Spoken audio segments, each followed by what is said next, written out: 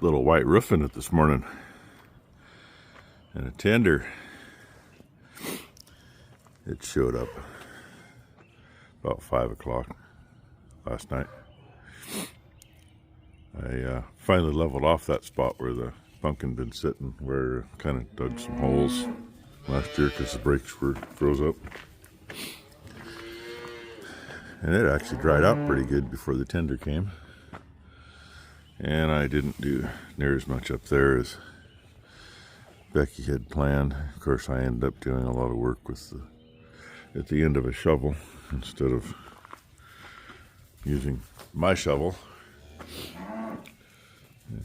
I thought she had this all figured out, and she didn't quite. She just got done having breakfast. The bull calf was out there this morning. Excuse me, I snuck in and ran him out the other gate, so he ran into the lot. And then, I bet it's him right there. Yep, that'd be him. Well, I hadn't even made it up here yet to look out across everybody. And I'm not seeing any new calves yet. Not like I expect to. But hey, we're almost done with them.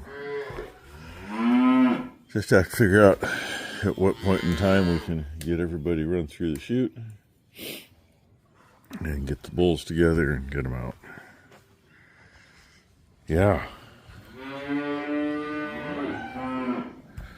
Oh, and what do we got here? How's everybody doing? Well, BJ, high-headed. But she hadn't tried to kill anybody yet. I love this when they try to hide their calves from me. Oh, one right there. That would be BJ's. Oh, that's why we're hiding. We're getting breakfast. And Boomer's calf. He's just a big lug, I think.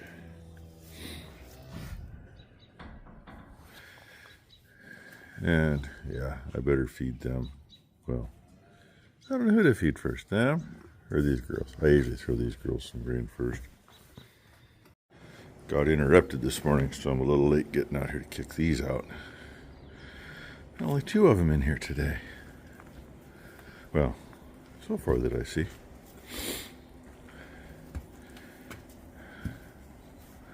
Yeah, only 2. It'd be so much nicer if they weren't in here, you know, but they are. While they're walking out, here you go. Well, look who's here. She's been here a while. She just went out and helped Auntie TT get shots and tag and tattoo on the new calf that we had yesterday. Yeah. Yeah, you did, huh? Cool. So now she's back in here for a bit. And I'm still waiting. There's still a little frost out on part of that. So let that get warm enough that it's limber. I got other things I got to get done this morning too. So get some feed dumped and a few other things. And then make that tender work. Swing the auger out and go. Well, spread one bin full. Got that side hill. Let's zoom in to see better. Got back there by the falls. 3/4 piece is done. Little 3/4 piece is done. Got these 2 to do. And bottom over there and bottom of a little barn. And there's still some pretty good wet spots. The other side of that fir tree and the cedar tree. It's coming out of where the cedar trees were over here in the other field. And it's pretty freaking wet. It's pretty freaking wet down here too. The water there. And that's all one way or another coming through here. Looks like it's mostly sneaking underground right through here. But down here at the bottom of the hill, it's all wet. And I video more while I'm doing this, but there's a reason this handle's here. This is keep my butt in the cab. And all this is wet.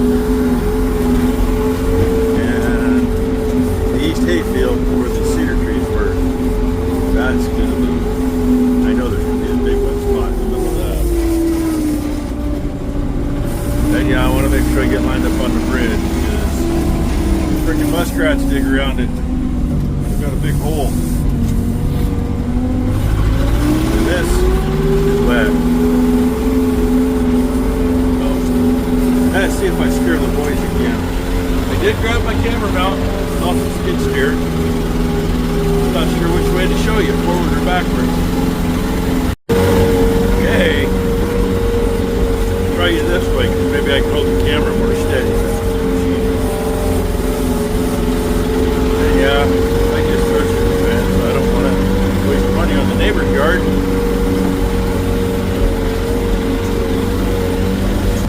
There, thanks, behind me.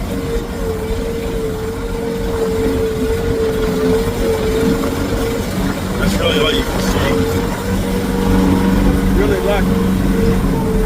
Might see little white BBs flying out there. At least see the grass wiggling.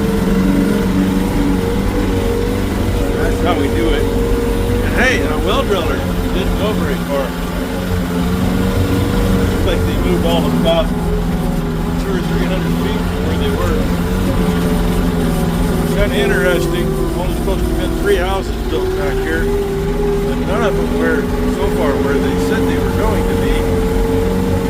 And that's well number 4 for 3 houses.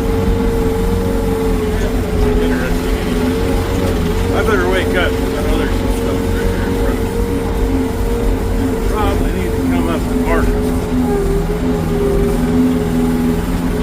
I know we'll have to mark it before we do hay anyway.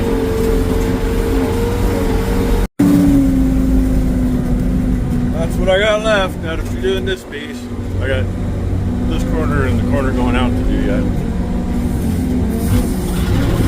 Get her to run, get turned, lick that lever, and she flings. And behind me there's a lot of wet. The corner going out comes up into the middle of the field, and I don't know, there's probably, this is a 10-acre piece, and there's probably 2.5 acres of it. 2 to 6 inches of water standing on it yet. You can't see it there on top of it.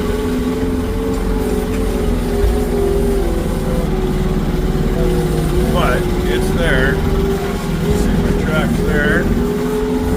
Those 2 passes I was in the water here. Then I missed it. I'm going to drive through it now. It's not too bad up here. But over here,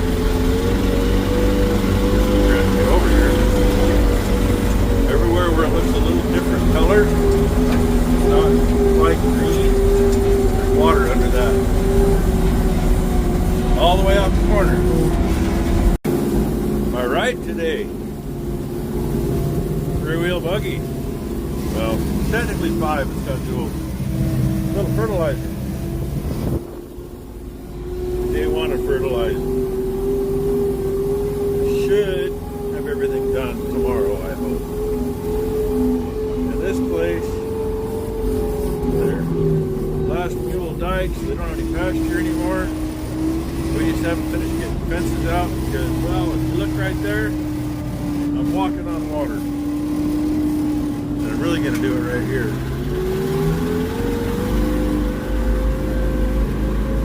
And those really heavy, almost didn't make it. Those really heavy spots like that, I'm not spreading fertilizer on. That's going to be really rank later anyway. But yeah, this is what I'm doing. Just having fun. This piece of ground's got a drainage comes through there, and another one I just crossed. Makes it more fun.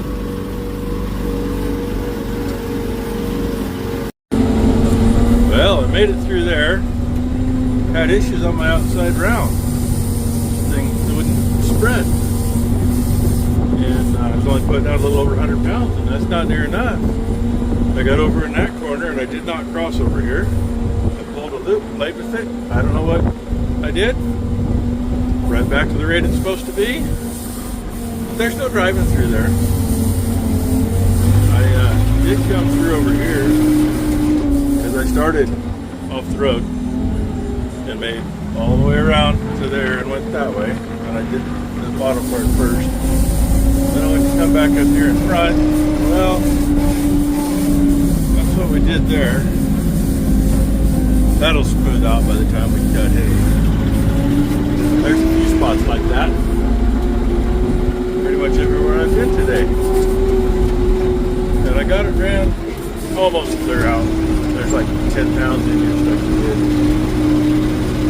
So I should go do some more, but I'm beat up today. If I had 1,000 acres to do it for one thing, but I don't. I only got a few hundred. So I've got quite a bit of that done today. I gotta stop here and put the freaking gate back up. It's just a cable, but still gotta stop here. And timed it wrong. The landowner just came out and dropped her garbage out here at the garbage can. If she'd have been a little slower, I'd have been a little quicker, I could have chatted with her for a little bit. I left that last field and texted Becky, asked her if she'd open the shop doors, and she said, sure. Then I get in here and she says, you got a leak. Yeah, no kidding. I mean, the old girl ain't new. None of it's new. Everything was everything was used that went on it. Scrounge from here and there and everywhere. But I don't know why my flow control is screwed up. Makes no sense. What I could check, I checked and didn't find anything wrong. The only thing I could see was I may have lost my connection with God, and the warning light on the control console was blinking, and when it wasn't blinking, everything was fine. And I did lose my connection with God at one point. That happens. There's trees. You get underneath them. There's a little hockey puck up on top of the roof, and that's the GPS antenna. And it doesn't take much to, you got to have a minimum of 3 satellites connected to do anything. And if you're only connected to 2, you don't have your connection with God. Like in here, it won't work at all. But anyway, then I thought I had an issue coming down the road. And by the way, this thing I remembered, you got to get past a little thumpy dumpy on the road. I mean, I did get enough air in the tire, but then I remembered on my way to the last field I just did, going downhill to an intersection, second gear, it pops out of gear going downhill. Whoops. I remembered that when it happened. And, find a gear and overcome it. Coming back empty, I came 3rd gear. And my connection with God up there, I was up, 27 miles an hour there at one point. So it will scoot, and it isn't too bad of a ride once you're there. But anyway, I thought I might have figured out why my console screwed up. Well, I almost got her. I looked down, the voltmeter only said 10 volts. So my first thought is, I just took the meter and checked it. At the alternator, there's 15 volts right now. So that's not the case. I checked at the battery too. At the battery, guess what? It's like 15.04 or some freaking thing like that. So I'm just going to assume that my voltmeter decided that it wanted to leave the chat. I don't know. I mean, could be because that's hooked up through the key. It could be there's a bad wire in there. Could be the key's not making contact for that, but it's still making contact for the ignition. I don't know. I'm not going to worry about it. I was going to, and Becky said better get an alternator ordered. Nah, I don't think I need one. But anyway, I didn't get in too deep, at least not on this side. I did get plenty.